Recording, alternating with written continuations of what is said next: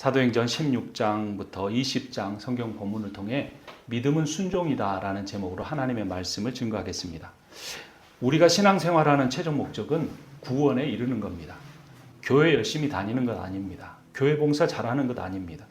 교회를 확장시켜 가는 것도 아닙니다. 내가 먼저 구원에 이르는 것이고 내 가족이 구원에 이르는 것이고 우리가 복음을 전해 많은 사람을 구원에 이르게 하는 것입니다. 그런데 구원이란 단지 지옥에 가지 않고 천국에 가는 것이 아닙니다. 구원이란 하나님을 기뻐하고 즐거워하여서 순종하는 우리를 사랑하시는 하나님께 영광을 돌리는 자녀가 되는 것이 구원입니다. 이런 구원에 이르는 길은 단 하나뿐입니다. 무엇일까요? 믿음뿐입니다. 믿음이란 지식에 대한 단어가 아니고 관계에 대한 단어입니다. 그러니까 어떤 사람이 예수를 믿어 구원을 얻는다고 할 때 예수께서 나를 위해 십자가에 죽으셨다는 지식을 가짐으로써 인정함으로써 구원을 얻는 것이 아닙니다. 자신을 위해 십자가에 죽으신 예수 그리스도를 자신의 마음과 삶의 구세주로 영접을 하고 그래서 성령을 통해서 예수 그리스도와 자신의 인격적 관계가 시작할 때 그때 구원이 시작됩니다. 성령의 역사가 없이도 예수 그리스도를 머리로 알고 나의 삶의 진정한 구주로 영접하지 않고도 예수에 대한 지식만으로도 구원에 이를 수 있다고 생각하는 것은 잘못입니다. 여러분, 사람이 사람과의 관계에서도 누군가를 신뢰하게 되려면 그 사람에 대해서 알아야 합니다. 여러분은 저를 얼마나 신뢰하십니까? 여러분이 저를 알고 살아가면서 경험한 만큼만 신뢰할 수 있을 것입니다. 하나님에 대해서도 마찬가지입니다. 하나님을 알지 못하면서 하나님을 신뢰할 수 없고 하나님을 신뢰할 수 없으면서 하나님을 믿는다고 말할 수 없습니다. 그러면 하나님에 대해서 뭘 알아야 할까요? 하나님이 예수 그리스도를 세상에 보내어서 나를 위해 십자가에 죽게 하셨다. 이 사실만을 아는 것으로는 부족합니다.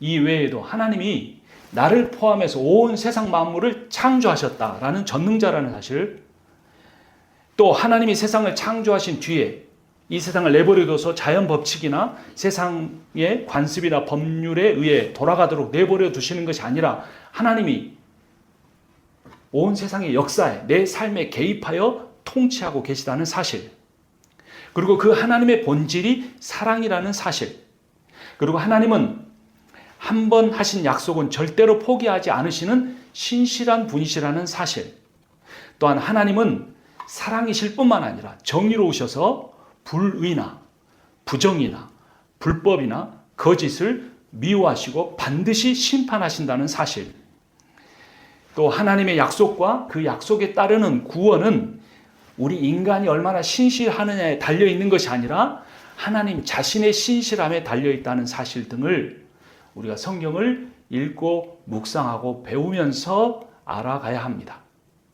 그러니까 매일 성경을 읽으십시오.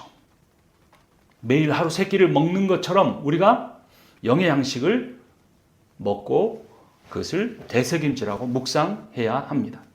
그리고 그 성경의 내용이 내 삶에 구체적으로 어떤 의미가 있는지 깨달을 때까지 깊이 묵상하고 기도하십시오. 여러분, 사람은 아는 만큼만 신뢰할 수 있습니다. 내가 이 사람이 그런 사람인 줄 알았는데 아니네 하면 그 신뢰는 깨어지고 못 믿게 됩니다.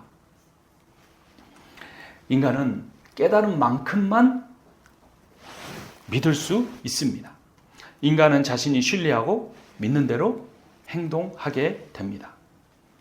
돈을 믿는 사람은 돈 버는 일을 자신의 최고 우선순위로 하고 살아갈 수밖에 없습니다. 성공을 믿는 사람은 그 성공을 위해 다른 어떤 것도 포기할 수 있고 희생할 수 있습니다.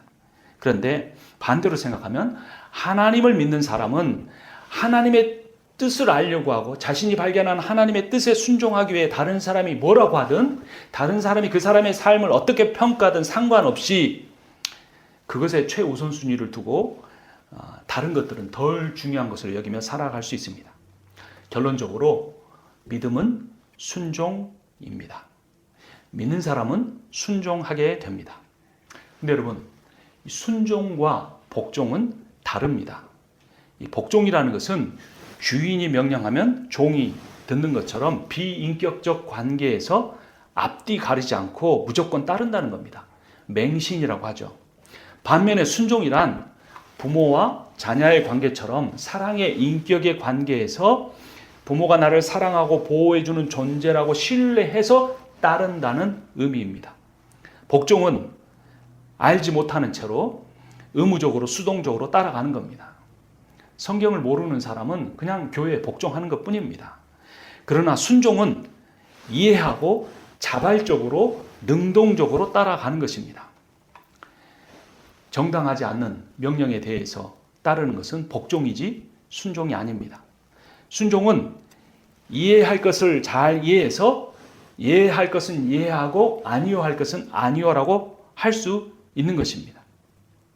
그런데 이단 단체에서는 또 심지어 어떤 교회에서는 순종이 아닌 복종을 요구할 때도 있습니다. 하나님의 말씀에 맞지 않는데도 이것이 교회의 방침이다, 지도자의 말이다 해서 무조건 따르라고 합니다. 그러면 성도들은 성경을 읽지도 않고 어떤 것이 하나님의 뜻인지 분별하지도 않고 맹목적으로 그것을 따라갑니다. 이것은 복종입니다. 복종이 이루어지는 교회는 그저 종교적 바벨탑을 쌓아갈 뿐입니다. 하나님의 말씀에 맞지 않는데도 무조건 따르라고 하는 것입니다. 그러나 성경의 이치와 다른데도 따지지 않고 무조건 따르라고 하는 것은 잘못입니다. 그래서 보통 이 하나님의 나라, 이 우주적인 하나님의 나라를 위해서보다는 개별 교회를 위해서 비정상적인 결정을 하려고 할 때 순종이 아닌 복종을 요구합니다. 한국에는요, 가만히 생각해 보면 좋은 문화도 있지만 좋지 않은 문화도 있습니다. 그 중에서도 왜곡된 유교 문화와 군사 문화가 있습니다. 장유유서, 좀 어려운 말이죠. 무슨 뜻일까요? 나이 많은 이와 나이 어린 이 사이에는 차례가 있다라는 뜻입니다. 쉬운 말로 찬물도 위아래가 있다라고 말하죠. 제가 미국에서 교육받고 살아가는 우리 자녀들에게 가르치기 제일 힘든 단어가 있습니다. 그게 뭐냐면 선배, 후배라는 단어입니다. 그래서 제가 우리 아이들이 학교 이야기를 하면 너희 선배, 후배 이야기하면 그게 무슨 뜻이냐 설명을 해줘도 미국에는 그런 것은 없다고 말합니다. 나이 차이가 나도 1년 학교 먼저 들어왔어도 친해지면 그냥 친구입니다. 근데 여러분, 미국 문화에서도요, 나이가 정말 많아서 몸을 움직이기 힘든 노인에 대해서는 시니어라고 하면서 존중합니다. 리스펙합니다. 버스에서 자리를 양보하기도 하고 무거운 짐을 옮기는 걸 보면 도와주기도 합니다. 하지만 한두 살 나이가 많다고 해서 1, 2년 학교를 먼저 일찍 들어왔다고 해서 특별히 다른 대접을 하지는 않습니다. 그런데 왜곡된 유교의 영향뿐만 아니라 잘못된 군사 문화의 영향으로 인해 상명하복이라는 잘못된 문화가 있습니다. 위에서 명령하면 아래에서 복종한다는 것입니다. 당회에서 결정하면 성도들은 무조건 따라야 한다는 것입니다. 물론 기본적으로는 권위와 질서를 따르는 것이 맞습니다. 하지만 그리스도인이 따라야 할 순종의 최종적 권위는 하나님의 말씀에 있고 성령의 인도하심에 있다는 사실을 분별해야 합니다. 하나님의 말씀에 어긋난다면 우리는 복종하지 않아야 하고, 하나님의 말씀이라면 그것은 우리는 그 일을 위해 목숨까지 걸면서 따라야 하는 것입니다. 복종은 명령의 그 내용을 문자적으로 지키는 것이고, 순종은 명령하는 그 존재를 따라 살아가면서 그 뜻을 지켜가는 것입니다. 여러분, 지난 한 주도 예수 그리스도와 동행하셨습니까? 성령의 음성이, 성령의 뜻이 무엇인지 귀 기울여 들으려고 기도하셨습니까? 그렇게 하는 사람만 순종할 수 있습니다. 그런데 그런 삶이 없는 사람은 그저 하나님을 두려워하고 하나님의 말씀도 두렵게만 여겨서 어떻게 하면 복종할 수 있을까 하기 때문에 그 말씀을 제대로 따라 살지 못하는 것입니다. 신앙생활을 율법적으로 하려고 하지 말고 인격적으로 하려고 해야 합니다. 하나님은 절대로 우리와의 인격적 관계가 없이 하나님의 말씀이니까 문자적으로 종교적으로 따르라 하지 않습니다. 주일 성수 강제로 하라고 하지 않습니다. 11조 억지로 하라고 하지 않습니다. 하나님은 인격적으로 반응해서 하나님을 신뢰해서 하는 아주 작은, 너무나도 다른 사람이 보기에는 너무나 작은 그 순종에 하나님은 기뻐하십니다. 하나님이 우리를 택하시고 부르셔서 사용하기 원하시는데, 하나님은 우리가 억지로 따르기를 원하지 아니하시고 하나님을 신뢰해서 그분의 사랑을 믿어서 그분의 뜻에 우리의 삶을 조금씩 맡기고 하나씩 순종해 가기를 원하십니다. 여러분, 요즘에 여러분의 삶에 있어서 어떤 일을 결정하는데 어떻게 할지 몰라 고민하고 있지는 않습니까? 사실 저부터가 일반적인 삶을 살지 않고 있고 또 집을 나와서 임시적인 거처에 거하고 있습니다. 또 여러 가지 것이 불확실한 상황 가운데 있습니다. 그래서 이런 상황 가운데서 하나님의 뜻이 무엇인가를 잘 귀 기울여 들으려고 하기보다 어떻게 하면 이 상황을 잘 모면할까, 극복해 갈까 하는 그런 유혹들이 저에게 다가올 때가 참 많습니다. 하나님은 비인격적 복종을 원하지 않으십니다. 하나님은 인격적 순종을 원하십니다. 하나님이나 하나님의 징계가 무서워서 내가 이대로 살지 않으면 하나님이 나에게 벌을 내리실까 무서워서 성경 말씀에 문자적으로 따르려고 하기보다 하나님을 내가 너무나 신뢰해서 하나님을 믿어서 하나님을 사랑해서 어떻게 하면 내가 하나님을 기쁘시게 할 수 있을까? 내가 어떻게 하면 힘든 상황이지만 하나님 때문에 즐거워하며 살 수 있을까? 라고 고민하기를 원하십니다. 우리가 계속해서 묵상하고 설교로 듣고 있는 사도행전은 이러한 자발적, 인격적 사랑의 순종 이야기입니다. 예수 그리스도에 의해서 성령을 통해 이 세상에 복음을 전파하고 그 복음의 기초에 교회를 세워가는 거대한 구원의 이야기입니다. 이 아름다운 이야기를 써내려감에 있어서 가장 중요한 주제 중에 하나가 바로 순종입니다.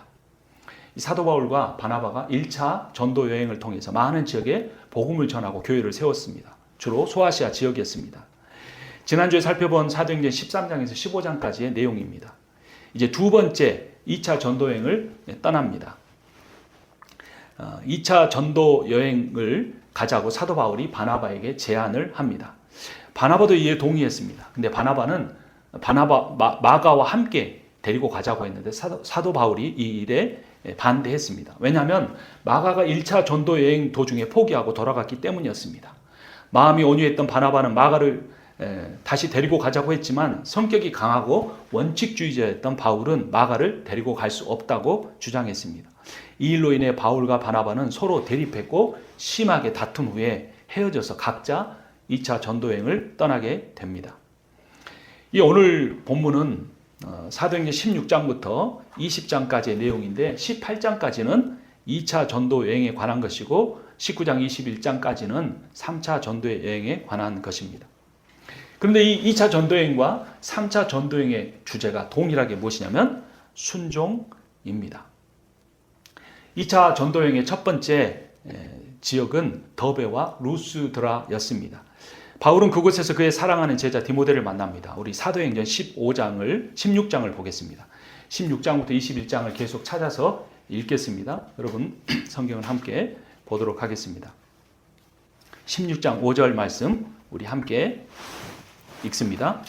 교회들은 그 믿음이 점점 더 튼튼해지고 그 수가 나날이 늘어갔다. 바울은 디모데와 함께 계속해서 이 소아시아 지역에서 복음을 전하기 원했습니다. 왜냐하면 구원받는 사람의 숫자가 늘어갔기 때문입니다. 그런데 그때 성령께서 강력하게 역사하십니다. 16장 6절과 7절을 교독합니다. 아시아에서 말씀을 전하는 것을 성령이 막으심으로 그들은 부르기아와 갈라디아 지방을 거쳐가서 무시아에 가까이 이르러서 비두니아로 들어가려고 하였으나 예수의 영이 그것을 허락하지 않으셨다. 여러분 이상하지 않습니까? 교회가 성장했습니다. 부흥했습니다. 믿는 사람이 날로 늘어갔습니다. 그런데 성령이 거기서 그만하라는 겁니다. 그리고 유럽으로 가라고 하는 겁니다. 그때 바울은 성령의 음성에 순종합니다. 9절과 10절을 교독합니다. 여기서 밤에 바울에게 환상이 나타났는데 마케도니아 사람 하나가 바울 앞에 서서 마케도니아로 건너와서 우리를 도와주십시오 하고 간청하였다. 그 환상을 바울이 본 뒤에 우리는 곧 마케도니아로 건너가려고 하였다. 우리는 마케도니아 사람들에게 복음을 전하기 위하여 하나님께서 우리를 부르신 것이라고 확신하였기 때문입니다. 바울이 하나님의 말씀에 순종하여 그래서 마케도니아 즉 유럽으로 갔습니다. 그리고 첫 번째 복음을 전하는 장소는 빌립보였습니다. 바울이 하나님의 말씀에 순종해서 말씀을 전할 때 루디아라고 하는 여인이 그 복음을 듣고 그 복음에 순종합니다. 14절 15절을 교독합니다. 그들 가운데 루디아라는 여자가 있었는데 그는 자색 옷감 장수로서 두아디라 출신이요 하나님을 공경하는 사람이었다. 주님께서 그 여자의 마음을 여셨으므로 그는 바울의 말을 귀담아 들었다. 그 여자가 집안 식구와 함께 세례를 받고 나서 나를 주님의 신도로 여기시면 우리 집에 오셔서 묵으십시오 하고 간청하였다. 그리고 우리를 강권해서 자기 집으로 데려갔다. 이 내용을 보면 우리가 깨닫는 것이 있습니다. 순종이 순종을 낳습니다. 복음이 복음을 낳습니다. 섬김이 섬김을 낳습니다. 사랑이 사랑을 낳습니다. 무엇이든지 우리 인생에 심는 대로 납니다. 그런데 그렇게 순종해서 복음을 전했는데 바울이 감옥에 갇히게 됩니다. 귀신 들린 여자에게서 귀신을 내쫓아 주었는데 그 귀신 들린 여인을 통해서 돈을 벌고 있던 사람들이 바울 전도팀을 나쁜 의도로 고발한 것입니다. 여러분 이런 생각이 들 때가 있지 않습니까? 하나님의 일을 하는데 고난이 웬일인가? 왜 하나님 뜻대로 순종하는데 내 일이 잘 풀리지 않는가? 복음을 전하는데 왜 억울한 누명을 쓰는가? 주님의 교회를 세워가는데 왜 제대로 되는 일이 하나도 없는 것처럼 보이는가? 많은 사람들이 이런 질문을 하면서 낙심하고 어떤 사람은 아예 하나님의 일을 하는 것조차 포기하기도 합니다. 하지만 바울은 감옥에 갇히기까지 했지만 결코 낙심하지 않았습니다. 왜냐하면 이제까지 그는 자신의 욕심을 따라 살지 않았고 인간적인 열매를 거두기를 원하지 않았기 때문입니다. 성령의 인도하심을 따라 순종하며 가는 길이었기 때문에 그곳이 감옥이라고 할지라도 그곳에서 하나님이 뭐라고 말씀하시는가 성령의 음성에 귀를 기울였습니다. 사도행전 16장 25절과 26절을 교독합니다. 한밤중이 되어서 바울과 실라가 기도하면서 하나님을 찬양하는 노래를 부르고 있는데 죄수들이 듣고 있었다. 그때 갑자기 큰 지진이 일어나서 감옥의 터전이 흔들렸다. 그때 공문이 모두 열리고 모든 죄수의 수갑이며 착고가 울렸다. 대단한 사건이 일어났습니다. 기적이 일어났습니다. 감옥에서 사도 바울을 지키고 있던 간수와 그의 가족들이 이 사건으로 인하여 예수 그리스도를 믿고 세례받는 역사가 일어납니다. 여러분, 순종하는 사람에게는 위기가 위험한 기회가 됩니다. 여러분의 삶에서 힘든 시기를 지나고 있습니까? 지금이 하나님의 말씀에 온전히 순종해야 할 때입니다. 하나님의 말씀에 귀 기울이고 하나님이 뭐라고 말씀하신가 듣고 내 이성적 판단에 옳지 않게 느껴져도 하나님 음성이라는 게 분명히 확신이 들면 순종해 보십시오. 그때 하나님께서 놀랍게 역사하실 것입니다. 29절부터 31절 교독합니다. 간수는 등불을 달라고 해서 들고 뛰어들어가 무서워 떨면서 바울과 실라 앞에 엎드렸다. 그리고 그들을 바깥으로 데리고 나가서 물었다. 두 분 사도님, 내가 어떻게 해야 구원을 받을 수 있습니까? 함께 읽습니다. 그들이 대답하였다. 주 예수를 믿으시오. 그리하면 그대와 그대의 집안이 구원을 얻을 것입니다. 주 예수를 믿으시오라고 도전합니다. 오늘 성령께서 여러분에게 말씀하십니다. 주 예수를 믿으십시오. 제가 예수님을 이미 믿고 있는데요. 그럼 좀 바꾸어서 말씀하겠습니다. 주 예수를 신뢰하십시오. 저는 주님을 신뢰하고 있는데요. 그렇다면 좀 말을 바꾸어 다시 한번 도전하겠습니다. 주 예수님께 순종하십시오. 믿는다는 말은 신뢰한다는 말이고 신뢰한다는 말은 순종한다는 의미입니다. 순종한다는 것은 자신의 인생을 맡기는 것입니다. 예수님께 자신의 인생을 맡길 수 있는 사람만이 예수님께 순종할 수 있습니다. 그리고 이러한 순종은 놀라운 기적과 하나님의 역사를 만들어냅니다. 34절 교독합니다. 그 밤 그 시각에 간수는 그들을 데려다가 상처를 씻어 주었다. 그리고 그와 온 가족이 그 자리에서 세례를 받았다. 간수는 그들을 자기 집으로 데려다가 음식을 대접하였다. 그는 하나님을 믿게 된 것을 온 가족이 함께 기뻐하였다. 만약 사도 바울이 유럽으로 가라는 성령의 말씀에 순종하지 않았다면, 만약 사도 바울이 감옥에 갇혀서 이것이 내가 잘못 들은 음성이었다고 생각하고 자포자기 했더라면 간수와 그의 가족은 구원을 얻지 못했을 것입니다. 그러나 상황에 좌우되지 않고 성령의 음성에 민감했던 사도 바울을 통해 이러한 하나님 백성이 늘어나는 기적이 일어나는 것입니다. 순종해야 기적을 경험합니다. 사람은 자기가 가장 신뢰하는 대상을 믿으며 신앙하며 사랑합니다. 그 신앙의 대상이 믿음의 대상입니다. 하나님을 믿는다면 하나님을 따라 살아가게 되어 있습니다. 여러분 이것을 오해하면 안 됩니다. 율법적으로 주일 성수하고 11조하고 성경 읽고 기도하는 이런 일을 했느냐 안 했느냐 이런 것을 따지는 게 아닙니다. 내가 하나님을 전적으로 신뢰해서 그분을 따라가는 삶에 기쁨이 있느냐 즐거움이 있느냐라는 것입니다. 내 인생의 목적이 하나님을 기쁘시게 하고 즐거워하게 하는 데 있느냐라는 것입니다. 하나님을 따라가면 산다고 해서 항상 좋은 일만 있는 것은 아닙니다. 그런데 이상하게도 하나님을 따라가는 사람은 몸의 건강이 좀 안 좋아지거나 재정적으로 어려워지거나 어떤 어려운 형편에 처해도 그것 때문에 두려워하지 않습니다. 그럴수록 더 하나님께 엎드리고 하나님께 어떻게 순종할까를 물어보게 됩니다. 그래서 진짜 믿음은 하나님의 일을 하다가 고난을 받을 때 드러납니다. 그래서 고난이 없는 인생은 순종이 점검되지 않는 인생입니다. 그래서 이렇게 저렇게 고난을 피해가고 막 이렇게 세상에 복을 받은 걸 가지고 간증하면 안 되는 것입니다.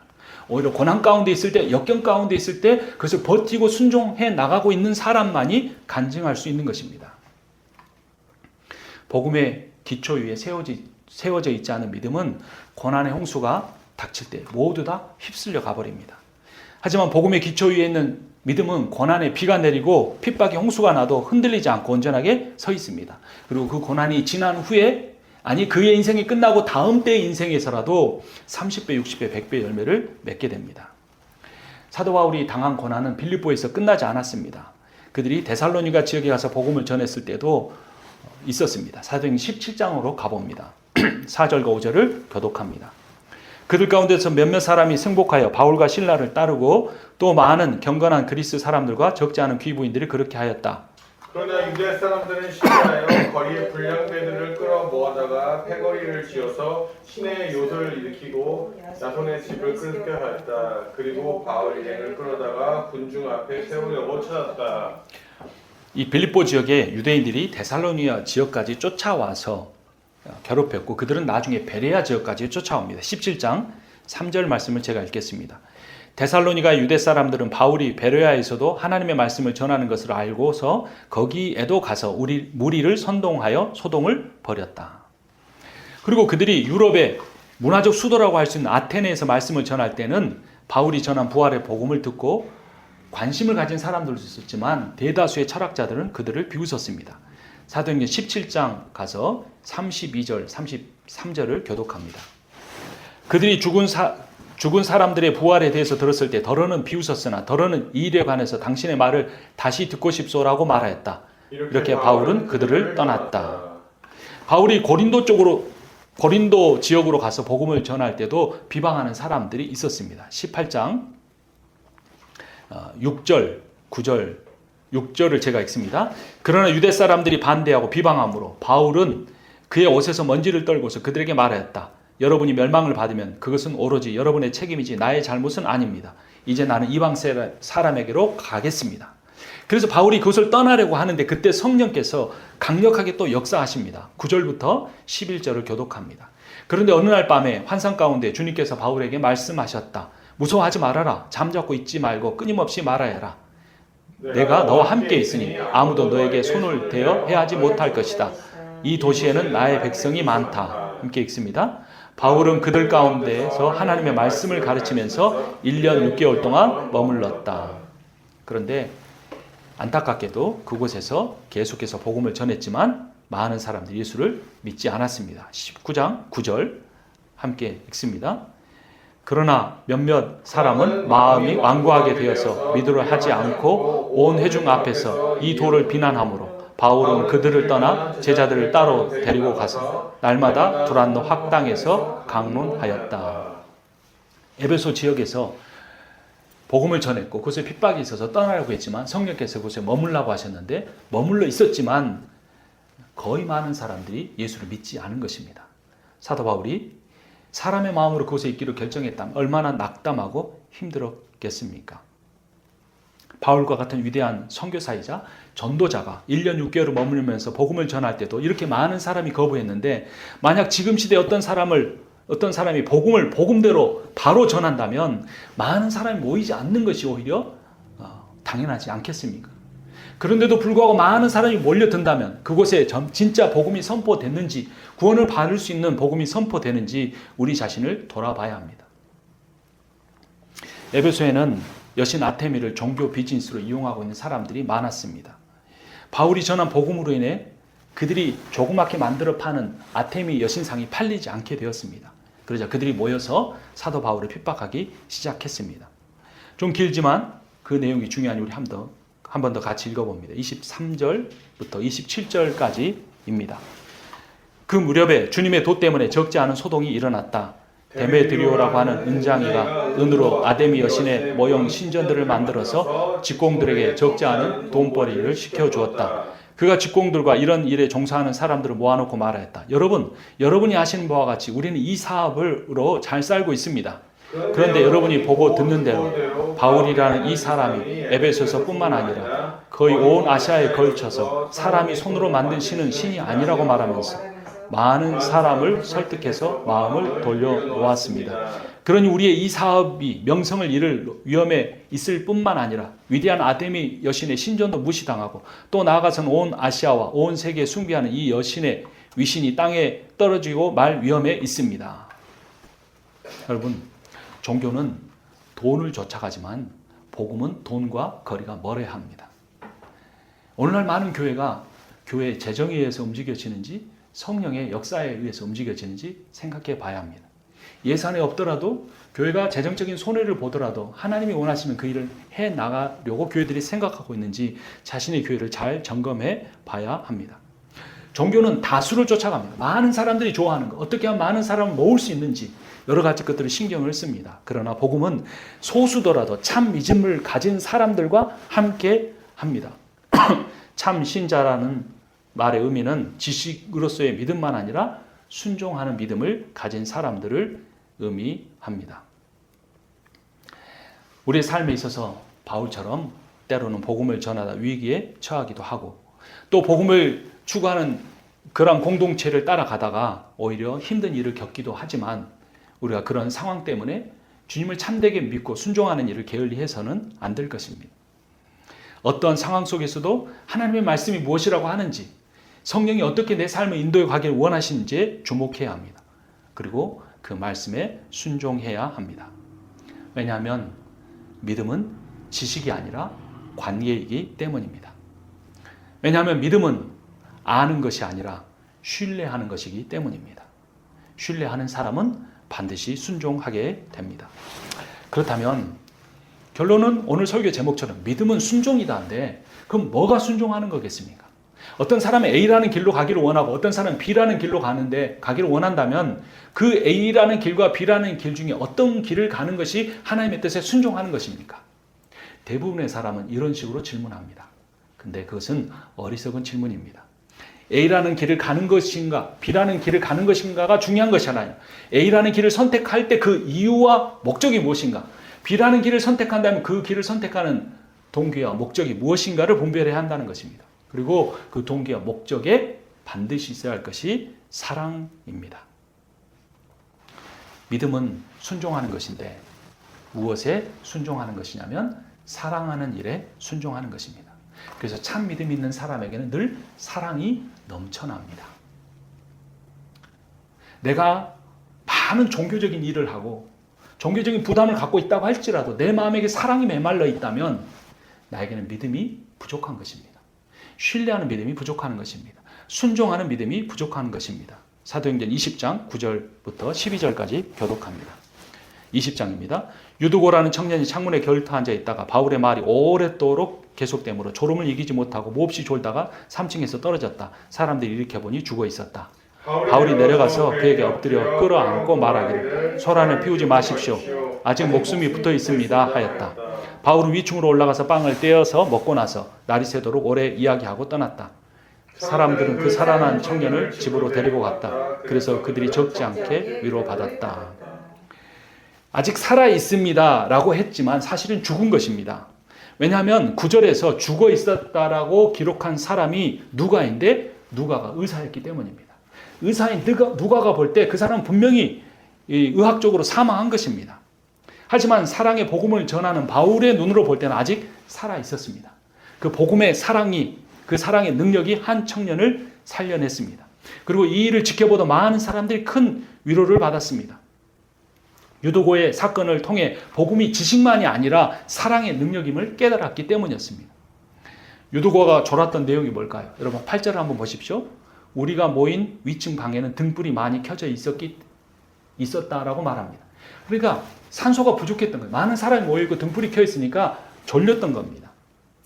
또 다른 구절을 보면 그 다음 구절을 보면 사도 바울이 늦게까지 복음을 전했기 때문이라고 합니다. 거의 밤을 새워가며 바울이 복음을 전했기 때문입니다.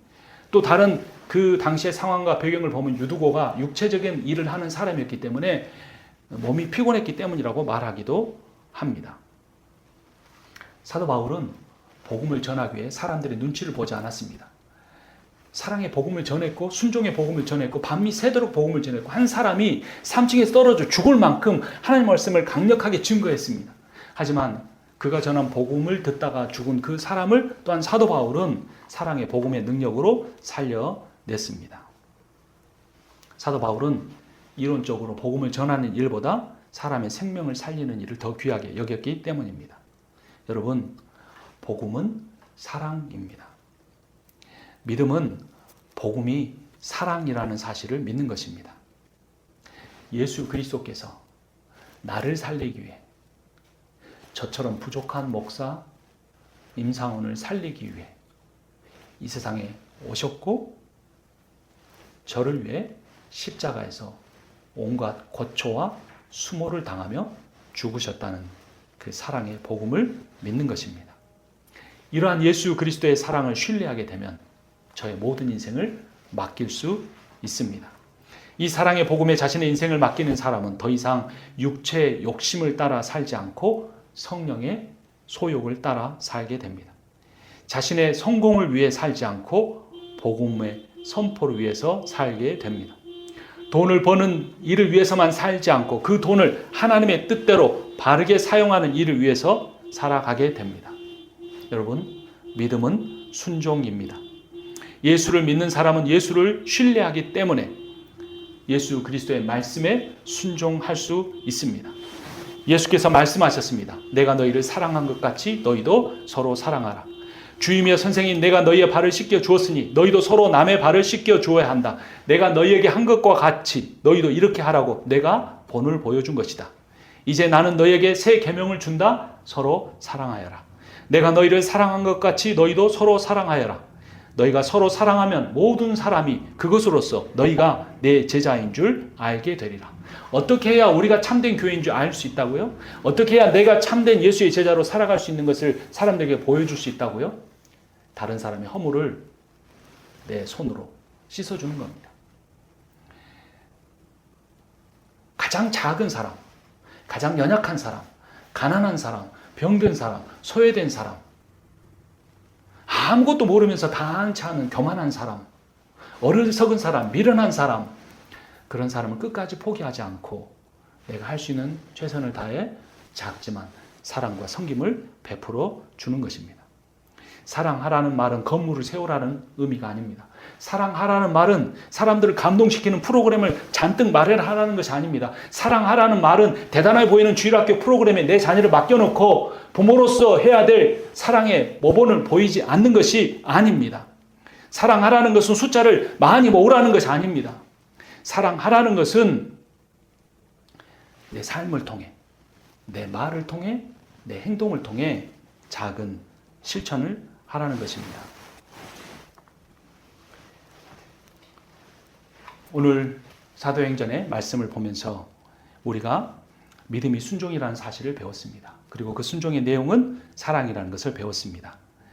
사도행전적 교회는 그래서 사랑으로 순종하는 교회입니다. 여러분, 사랑이라는 것은 좋아하는 것과 다릅니다. 좋아한다는 것은 내가 원하는 것을 주려고 하는 겁니다. 그래서 자녀한테도 이렇게 살아라 자꾸 저도 말하게 됩니다. 하지만 사랑이라는 것은 그가 원하는 것을 주는 것이라고 말했습니다. 이것은 복음의 내용은 아니지만 기본적인 자세는 성경적입니다. 내가 사랑한다고 생각하는 그 대상이 뭘 원하는지 먼저 귀 기울여 듣는 것입니다. 다른 사람에게 복음을 가르치려고 하기보다 그 사람이 힘들어하는 상황이 무엇인지 들으려고 하는 그러한 사람, 그러한 사랑을 우리가 우리의 삶에서 아주 작지만 그것을 실천해 갈 때 우리의 가족에서, 우리의 교회에서, 우리의 지역사회에서 조그만 변화들이 일어나게 될 것입니다. 우리 함께 찬양하기 원합니다. 순종이라는 찬양입니다. 이 찬양 가사는 사랑하는 것이 순종하는 것이라고 노래합니다. 우리의 입술과 곡조로만 아니라 우리의 삶으로 노래하기 원합니다. 빈손으로 왔습니다. 작은 사랑 가슴에 안고 순종하며 왔습니다. 가슴이 움직이는 대로 이곳에 왔습니다. 나를 버리고 내려놓을 때 내 안에 넘치는 사랑을 보았습니다. 작은 순종의 하늘문을 여시는 그 사랑의 눈물을 흘립니다. 나 이제 이곳에 살아갑니다. 당신의 사랑 나누며 한 줌의 흙이 되기를. 사랑꽃을 피울 때까지 순종합니다. 이 땅에 하늘에 사랑을 심고 생명의 꽃들을 피울 때까지 나 이제 이곳에 살아갑니다. 찬양하겠습니다. 순종입니다. 이 순종이라는 찬양의 가사는 결국 하나님의 사랑하라는 명령에 따르는 것입니다. 작은 사랑 가슴에 안고 이곳에 왔습니다. 나를 버리고 내려놓을 때 내 안에 넘치는 사랑을 보았습니다. 작은 순종에 하늘 문을 여시는 그 사랑에 눈물 흘립니다. 나 이제 이곳에 살아갑니다. 당신의 사랑 나누며 한 줌의 흙이 되기를. 이곳에 나를 묻고 내 생명 다할 때까지 떠나지 않습니다. 사랑 꽃을 피울 때까지.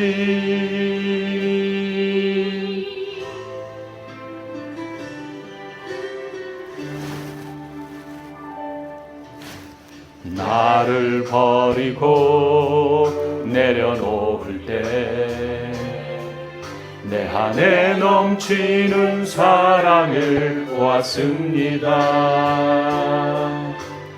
작은 순종에 하늘 문을 여시는 그 사랑에 눈물 흘립니다. 나 이제 이곳에 살아갑니다. 당신의 사랑 나누며 한 줌의 흙이 되기를. 이곳에 나를 묻고 내 생명 다할 때까지 떠나지 않습니다. 사랑 끝꽃을 피울 때까지. 이 땅에 하늘에 사랑을 심고 생명의 꽃들을 피울 때까지.